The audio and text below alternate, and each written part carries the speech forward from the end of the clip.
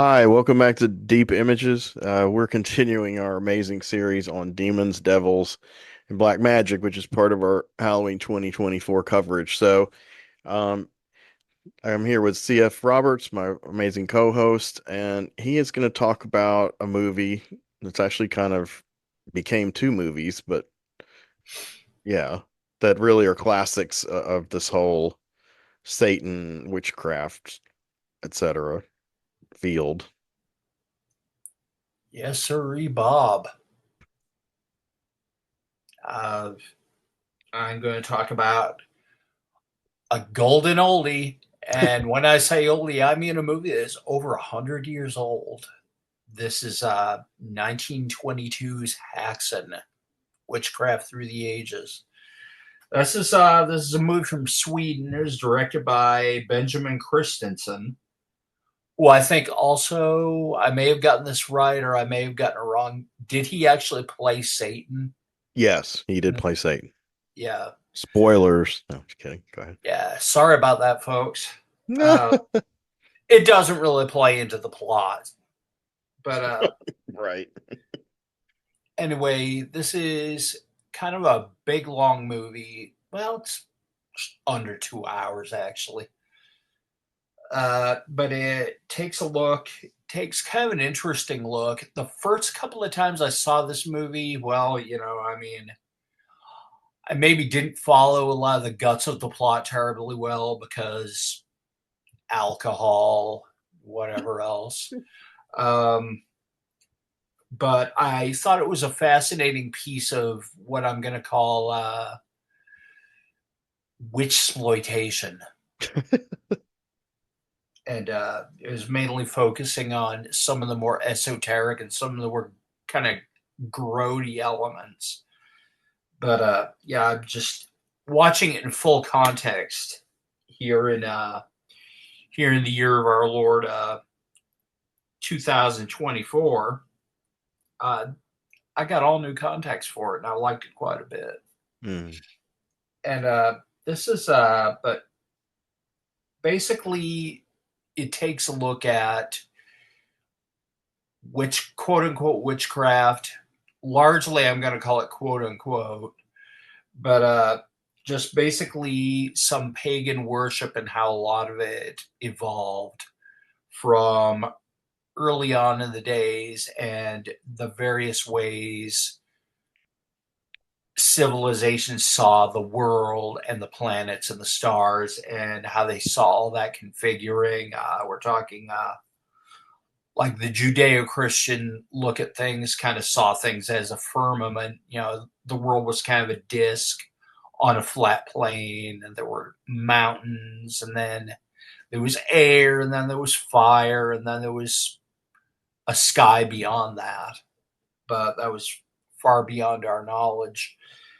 And of course, in the center of the earth, the evil were punished in the realm we call hell, and they have several pieces of art, like woodcut art of devils, chewing on the souls of the damned and whatnot. And then they showed this absolutely fascinating mechanical drawing or piece of mechanical art where they just have all these little kind of pewter devils kind of poking little silver souls into with pitchforks and you know plunging them into cauldrons and Yeah, like whatnot. dipping them into the fire. Yes, That's and an that's incredible animation for 1922. it's a fascinating piece of work. It's almost like a just a high end cuckoo clock or something. Yeah, it's like they built this huge diorama and made it move. But there's also stop motion shots in this movie that are Mhm. just way ahead of their time. I mean, Oh, there's a lot of stuff, yeah. and I'll get further into that. A lot of the stuff which I don't know, I plumbed in various art pieces and whatnot is just the incredible special effects and costumes and design that went into this. And I mean, you see those devils. I mean, they look great. I Yeah. mean, This thing's over 100 years old, folks, and it still looks great. Yeah. When you see the witches having their Sabbaths in the woods and whatnot, and consorting with the devils, and the devils are all torturing the nuns and doing all this crazy stuff. And it's a lot of fun to watch. Hmm. And it's been used in a thousand things, 1,000 video projects. I've used it in some of mine. Yeah. But I know Coven Jinx Dawson used the witches flying parts for their song Black Sabbath, unrelated to the band and song Black Sabbath. oh yeah. Yeah. Yeah, little pointer folks, Coven, yeah, the One Tin Soldier band, the Billy Jack band. We're doing it before Black Sabbath, and I mean, unlike Black Sabbath, these guys were, according to Hoyle, Satanists, according to Hoyle, devil worshippers, Yeah, and Jinx is definitely a left-hand path witch. yes, and Jinx Dawson is still out there doing it today. Yep. I got to see them live in 2017 in Providence, Rhode Island on H.P. Lovecraft's birthday. Oh wow, It's the how best. was it? Next to seeing Hawkwind with Nick Turner is the second best Ooh, show I've ever been to. oh man, Just the resonance of it, it was just weird. And it was weird to hear people singing the lyrics to these songs. It was very bizarre. oh yeah, Awesome and awesome. But she's still touring, but they're getting ready to do another yeah, album. But yes, wow, yes, they used this footage from this in their video for Black Sabbath, their song Black Sabbath. wow, yeah, yeah, Coven folks, seriously, a lot Absolutely. more to them than Billy Jack. Oh yeah. She doesn't But even play that song live. oh wow, yeah. I mean, that had to have been that had to have been some kind of a cash grab. Well, they didn't write it, and Yeah, I don't think the whole Coven band proper plays on the version that's on the movie. I mean, she sings it, yeah, and but she was in Coven, and Coven was the name, even though they were banned and always in danger of losing their record label, and finally did. yeah, But then they had that one hit, and then they only did like one other album after that before they split for many years. yeah. And which still, one tin soldier is worth hearing just because Oh Jinx yeah, has it's a a hell great of a song. set of pipes. Yeah, oh no, she's an incredible singer. She's Yeah, more kind of gone more metal since yeah, they've come back around in the 2010s. They're the way they play the older songs and the way she sings. She's lost a little bit of her range, but she can still like scream and hold a note for a long time. But lost a little bit of that kind of Tammy Wynette kind of sound that's on Blood on the Snow. That's really pretty vocals. But as far as a belter, yeah, she's pretty intense for a woman her age. And she's been yeah, doing this since she formed Coven when she was 18, so it's crazy. man. Crazy. So yes, the movie at hand, also Yes, witchy. yes, HAXAN, very witchy, but it kind of it kind of goes through a lot of these old woodcuts and everything, and kind of demonstrates the various views how they went from the early pagan cultures and their perception of spirits and gods and demons and whatnot, and how that evolved into the demons of the Christian hell, and the way that Judeo-Christian society kind of saw that. And from there, we go into the Middle Ages, and they have a lot of these.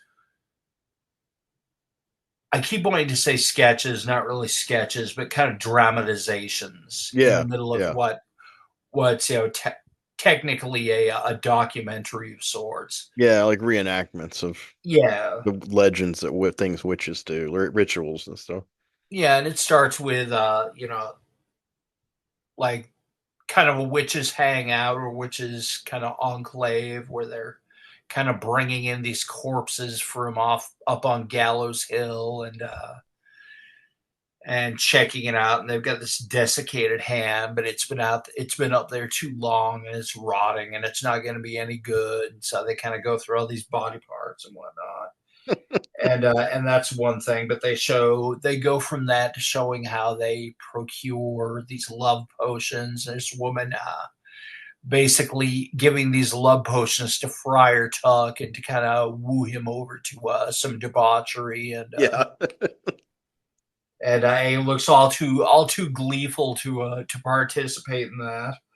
Um, Grave robbers who may actually be early doctors of a sort, whatever they are. They're pulling bodies out of the grave. They're like, we must pray before we do this, and we need to cut this body up and do research to prevent these. See if we can prevent these diseases. Woman catches them doing that and runs throughout the town yelling, "Witches, witches!"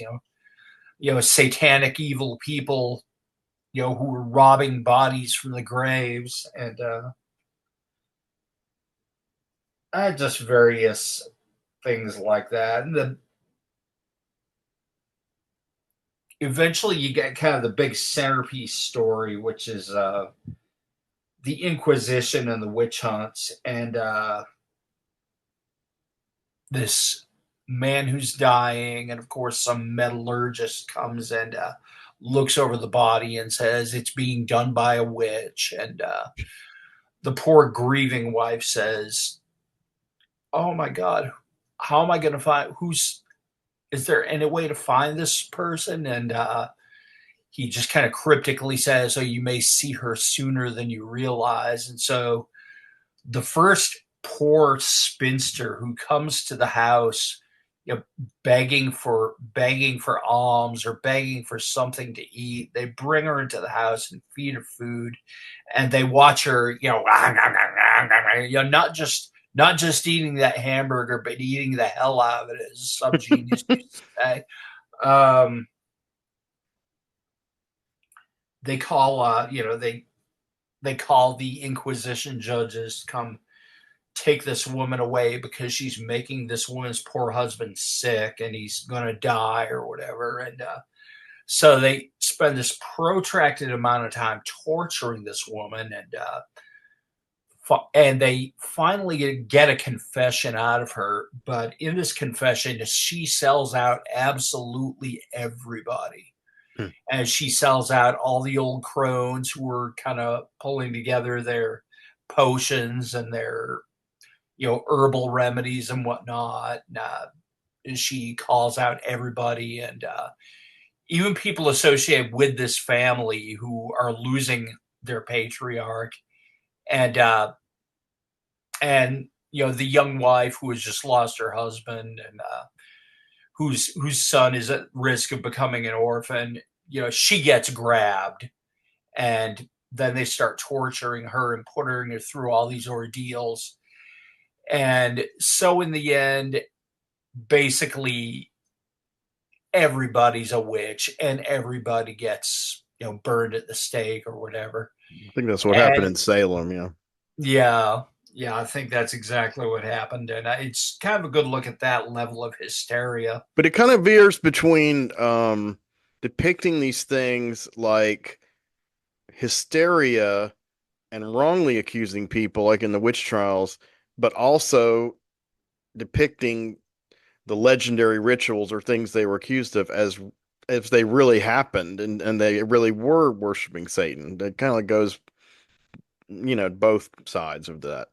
Yeah, yeah, like I said, witch exploitation. Right, right, But at the same time, while they do have that level of sensationalism, they kind of justify it by this woman's being tortured, and she tells them whatever they want to hear, and she right. makes it as outrageous as possible.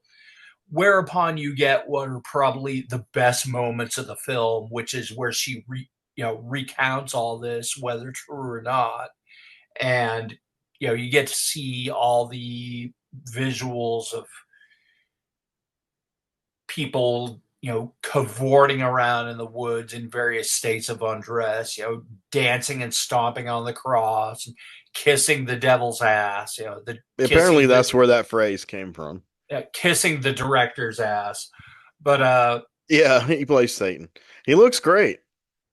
he does. They look at the makeup is absolutely tremendous. I mean, I think it's right up there with Bernie Casey as the main gargoyle in Gargoyles, as far as that kind of satanic, yeah, archetypal look. yeah. And for my money, yeah, for my money, I mean, even by today's standards, this stuff looks good. Hmm. Hmm. I think so Yeah, anyway. because the lighting really helps sell the effects. It's just really well shot.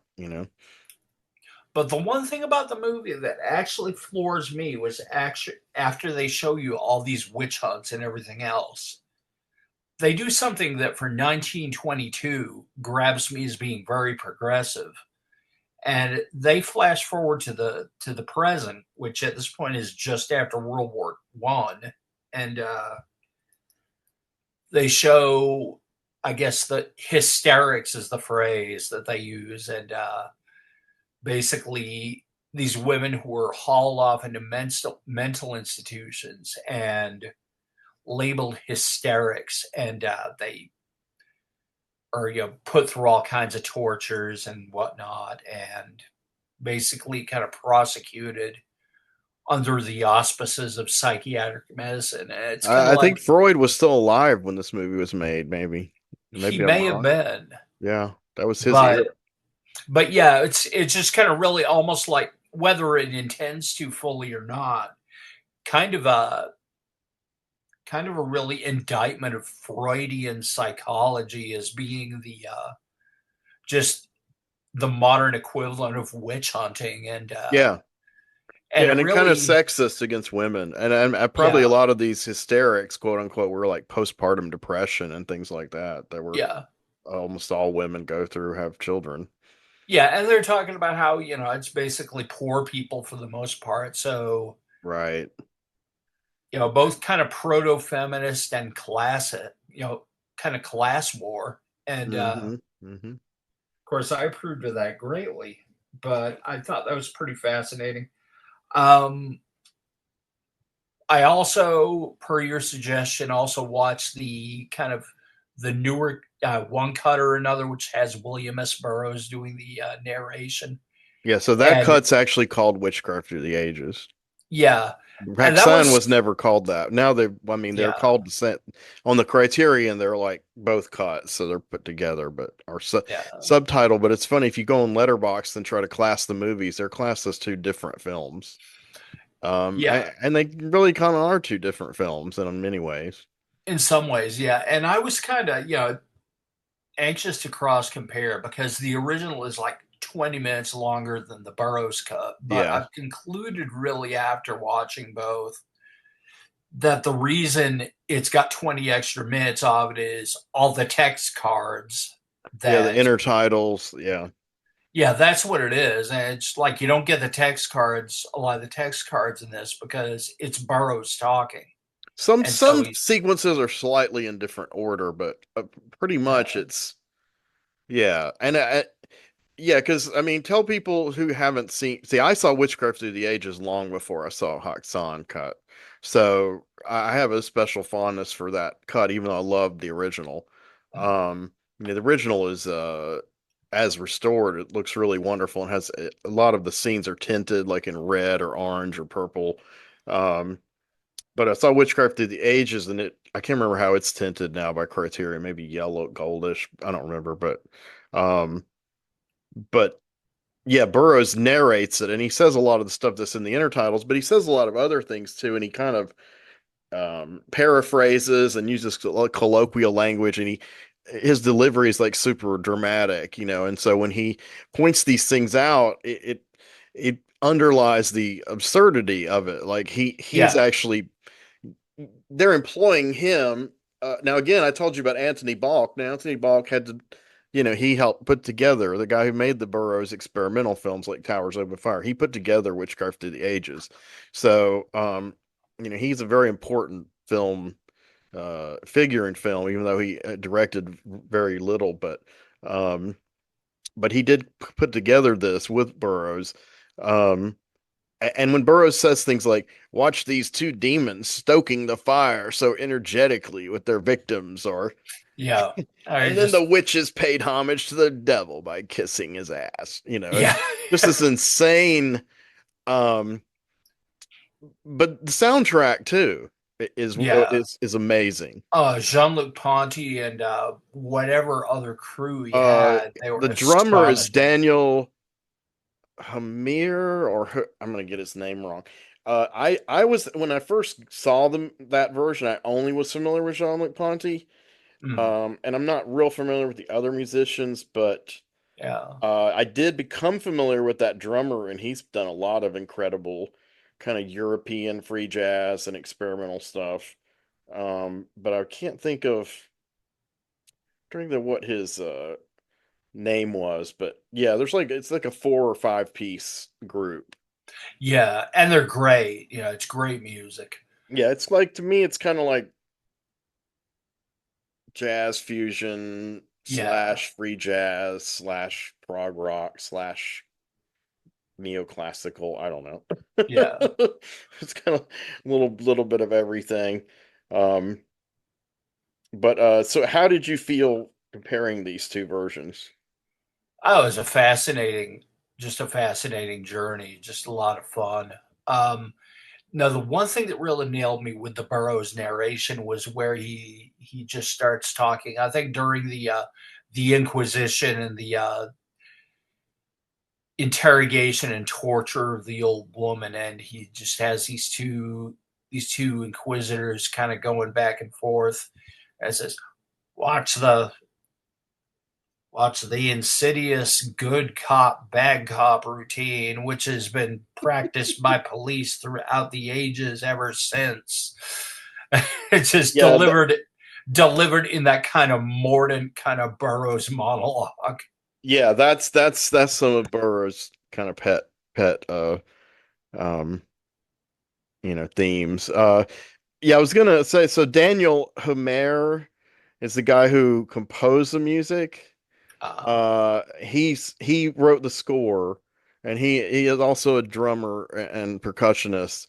Um, and was not familiar with anybody else but Jean-Luc Ponty on violin. But Guy Peterson, he's a Swedish or Swiss double bass player, and I'm wondering if he's related to this other free jazz European bass player, same last name, Pedersen. But um, but yeah, that's yeah. Homer actually composed the music. Not Ponty, but Ponty's just I've definitely the featured like lead throughout all of it.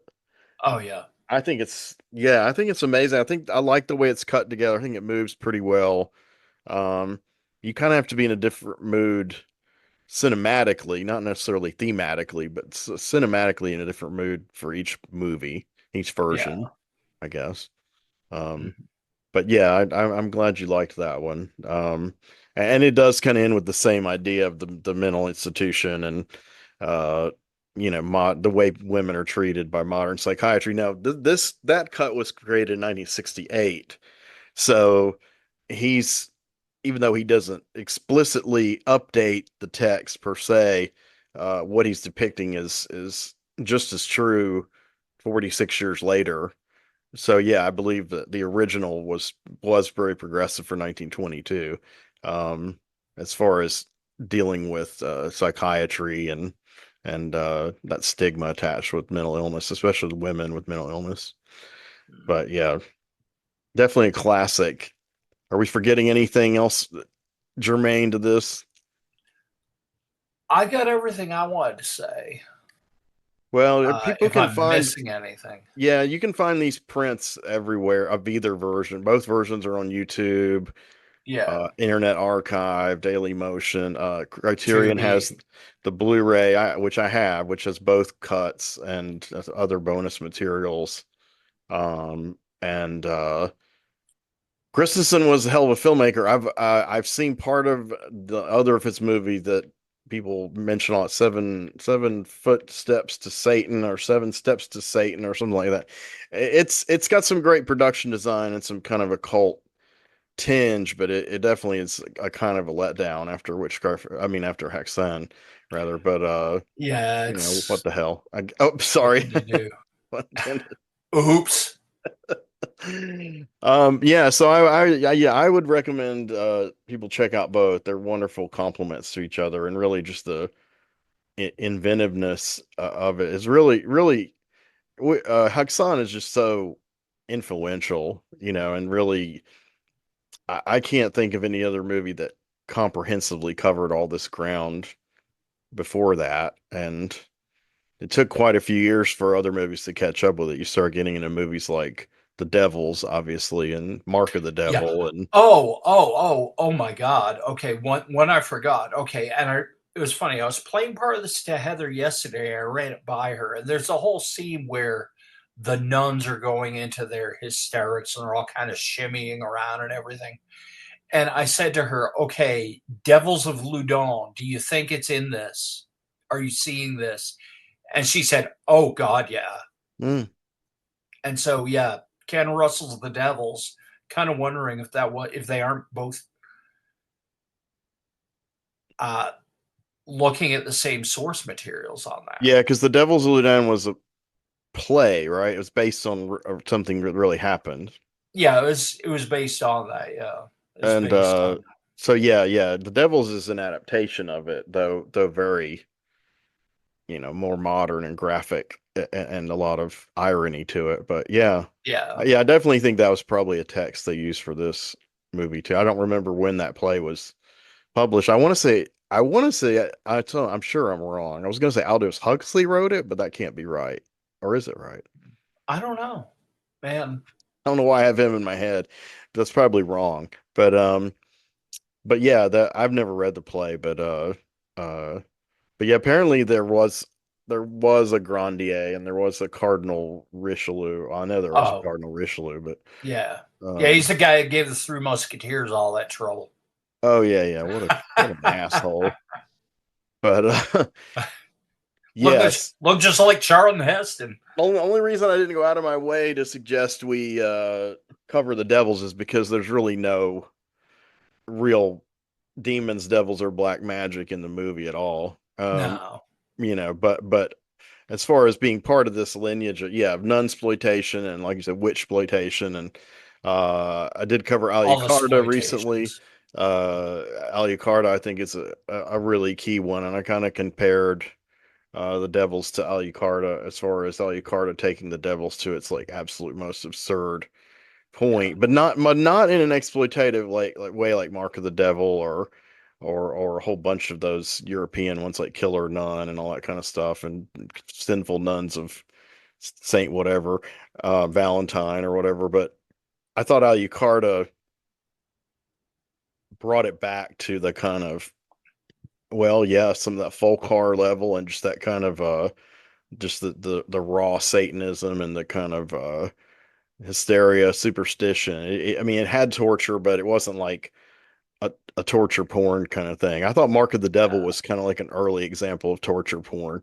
And some people think of that as the Devils, but there's really only a couple of scenes in the movie that are like, now admittedly those scenes yeah, are extremely grueling yeah. to watch, even though they're not as graphic as the movies that followed it, but they're done so much more realistically. It's painful to It watch. is very painful, yeah.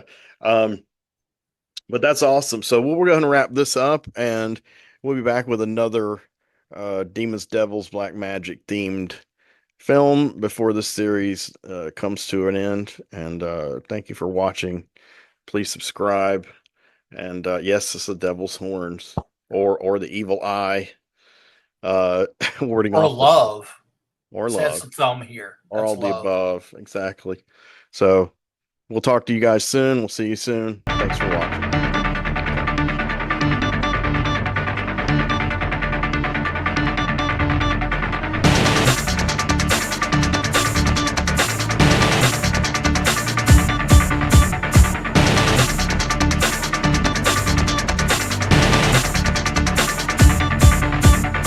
Dark desires, breathing in fire, my blaze, fueling my last days. No reason, the life you live, could you forgive?